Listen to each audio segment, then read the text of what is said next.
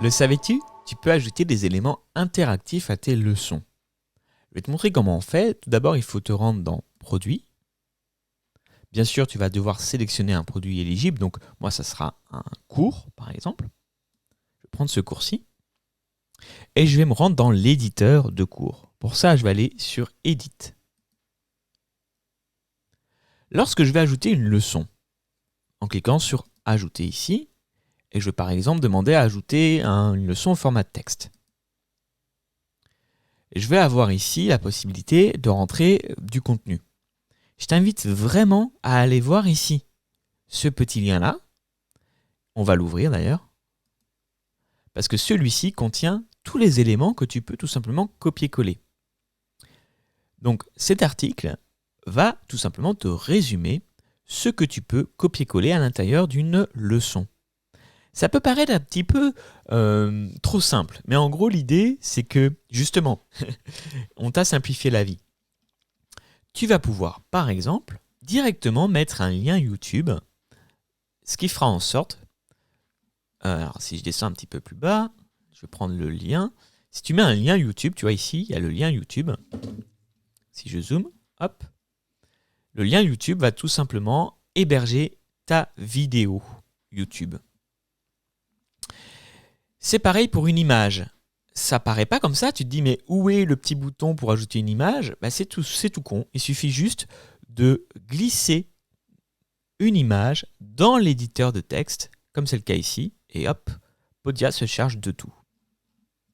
Enfin, dernière chose qui me semble intéressant, c'est de voir qu'ici tu peux aussi ajouter du contenu interactif avec tout simplement un lien. Donc, comme on l'a vu, ça marche pour YouTube, ça marche aussi pour Vimeo. Ça marche pour les tweets, si tu arrives à trouver, moi je ne suis pas fan de Twitter, donc à toi de voir un petit peu comment on fait, mais si tu utilises ces plateformes, tu sais comment faire, de toute façon, je l'en déduis.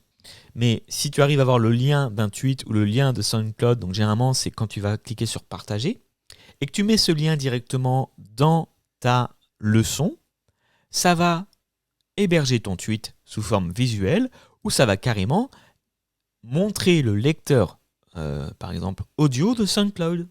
C'est plutôt sympa d'avoir des éléments interactifs. Si par exemple, tu parles dans une de tes leçons d'un podcast, tu vas pouvoir, si celui-ci est hébergé sur SoundCloud, partager directement dans les notes de ta leçon le lien vers le player en question. Tu peux également partager des présentations.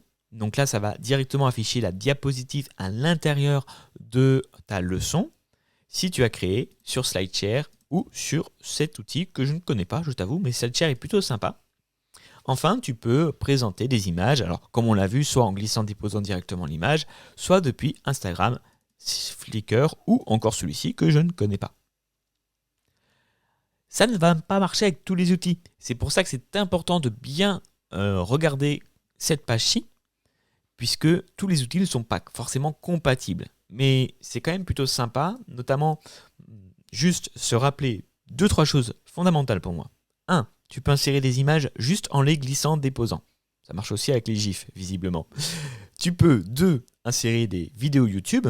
Donc, en plus de ta leçon qui serait une leçon vidéo, dans les notes de la leçon, tu peux ajouter un lien vers YouTube. Et tu peux également mettre un lien directement vers SoundCloud pour proposer à tes lecteurs directement l'accès à ton player audio et donc montrer des podcasts. Tu as envie d'aller plus loin avec Podia ? C'est très simple, il suffit juste de cliquer sur le premier lien en description. Ça t'emmènera vers ma formation entièrement gratuite sur Podia, l'une des plus complètes en français et également très régulièrement mise à jour. Donc avec ça, tu sauras comment utiliser Podia. Et c'est pas tout, je t'enverrai également une fois par jour pour les personnes uniquement qui sont inscrites à cette formation mes meilleurs conseils pour construire ton audience, créer tes produits et même écrire tes pages de vente. Bref, tout ce qu'il faut pour lancer un business solide et rentable et pour vivre de tes contenus.